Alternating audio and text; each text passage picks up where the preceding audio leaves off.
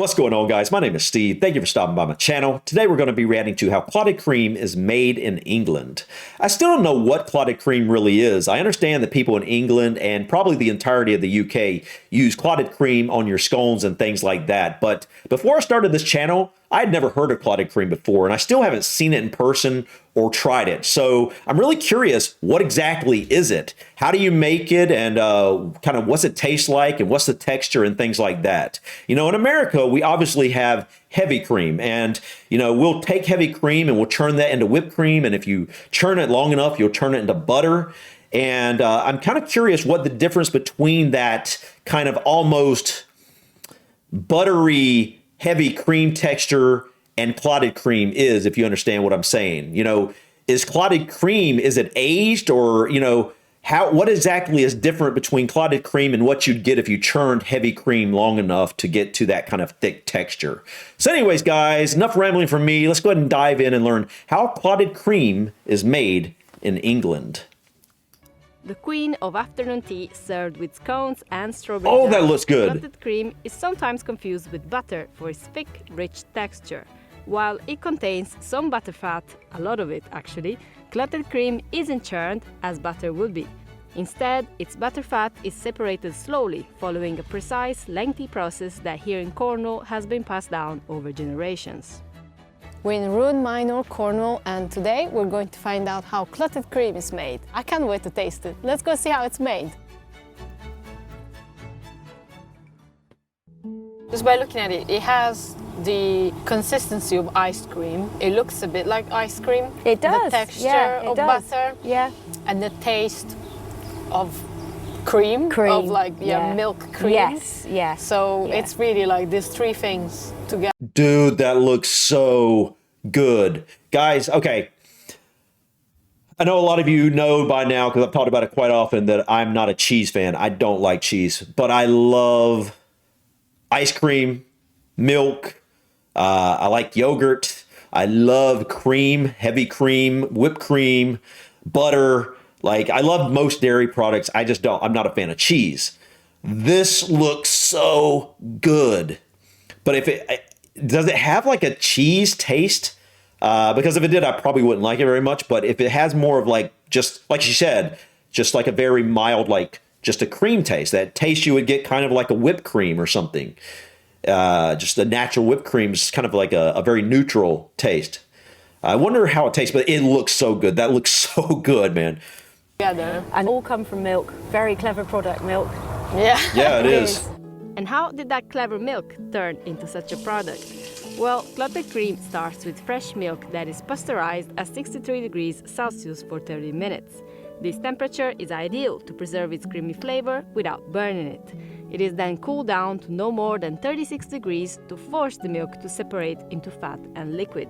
The next step is to pour it into this separator, which skims the cream from the milk. So how much milk are you putting here in the separator? That'll be 35 litres of whole milk gone in. It's usually 1 litre of cream to 12 litres of milk. Oh, all right, that's That's really small. Yeah. But you still want to make something out of it. Yeah, it is the cream of the crop, if you know what I mean. Literally. The best part of it.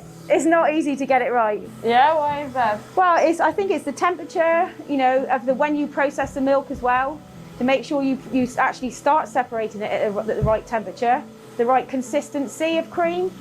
My uncle used to sell his own cream, and he taught me that if the cream will stick to your thumb, that's the right consistency. If it falls off, it's not going to be any good. Not good, because there's still a little bit of there's milk still, in that's there. right. Yeah, just be milk. You don't want any you'll of be that. you'll be working with me in a minute.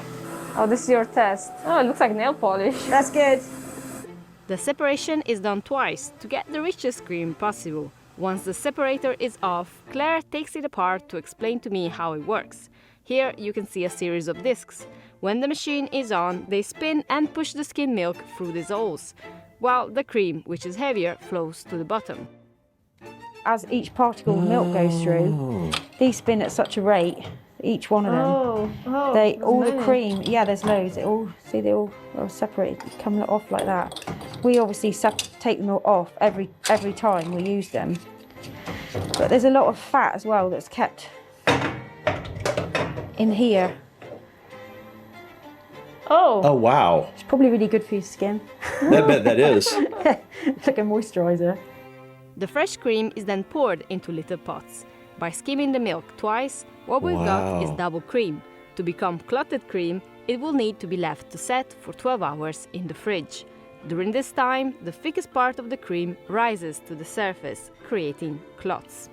Which will make it clotted cream. oh, I see. So, you that's why cook, it's you called clotted cook cream. the clots. Yeah, they cook the clots, and the cream underneath should be runny compared to the top, so you have that lovely crust. Oh, I see. So this is the way to go, and it is a very lengthy process. It is, yes, definitely. It's well worth waiting for.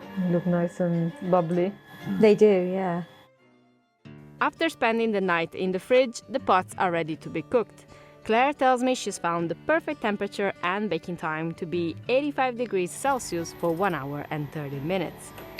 This allows her to give the cream a nice crust without overcooking it. Wow. Oh, And what Oh you want my is goodness. that lovely crust. yeah. That looks You see good. it crack in there, and then It's runny. it's just about right to put on that lovely scone. Oh. Make sure you have the crust on top. This is a good consistency because you've got the underneath isn't too runny. It won't run off your scone. Yeah. Teeth will sink right into it. Okay, it's my turn now. I'm not gonna get a spoon as big as yours. Keep the crust. Make sure. There you go. Cheers. Cheers.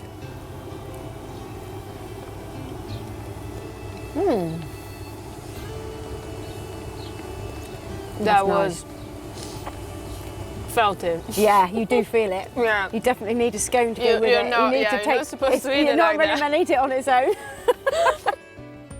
Unfortunately, Claire had to run to bottle the rest of the fresh milk of the day. So I sat down with Margaret, the owner of the farm, to enjoy clotted cream Oh, the man, most that looks so traditional good. way possible, in an afternoon tea, or cream tea as it's called here in Cornwall. The clotted cream is paired with strawberry jam and scones that Margaret herself made with some leftover buttermilk. Oh, While dude. spreading cream and jam on your scone may look like the most natural thing, the order in which you do it has long been the subject of one of the biggest culinary debates in the UK. Which way should I start? Because I know here there are a lot of rules on how to approach this. And I could be persecuted if I put one thing before the other. Have your scone, and then in Cornwall you always put some jam on it first. Okay, so first the jam. All right. Yes. Why would you put the jam first and the cream last? Well, it's what we've always done it here. But I think if you put the jam in and you put as much cream on as you like, can't you? it is nice. Have a nice big one. That's enough, huh? The whole thing? Yes, at least that much. At least. Oh gosh, Yeah. it's quite a lot, huh? I feel like I need to go get a room. This looks good, man. It does, man. I gotta admit that. It looks so good.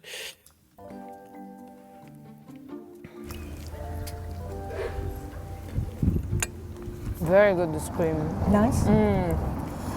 Oh, I can see why you put this for last, because it's really what stays there in your mouth. You know, when you have it and you just have it on the top of your lips. Very, very good. I like the scones as well, homemade Scone. by you. Yeah, I really like Those them. they did. Nice and soft.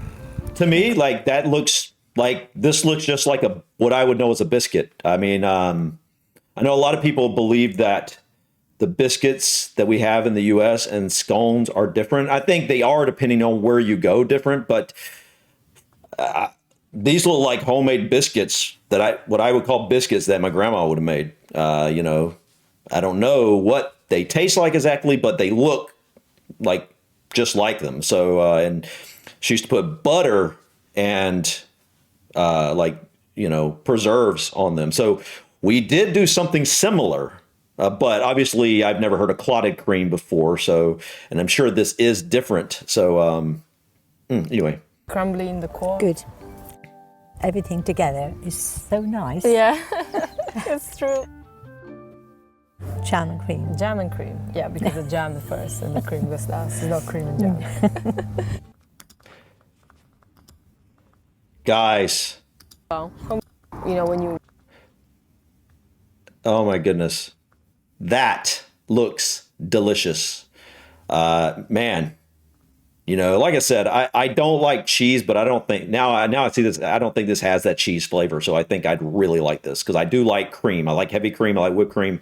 And so what I'm gathering here, I think I'm understanding what they're saying, that basically the difference between what I know as heavy cream and clotted cream is that the heavy cream is probably a little bit, maybe it's a little bit lighter. It's not as pure of a cream. It's not been it's not going through the process twice like it does here, because she said it was like double cream, and then you basically let it sit and grow and have those clots, and then you bake it for a period of time. And so it is a little bit different from what I would know as what I could just spin into like a thick cream, thicker than a whipped cream, thinner than a butter.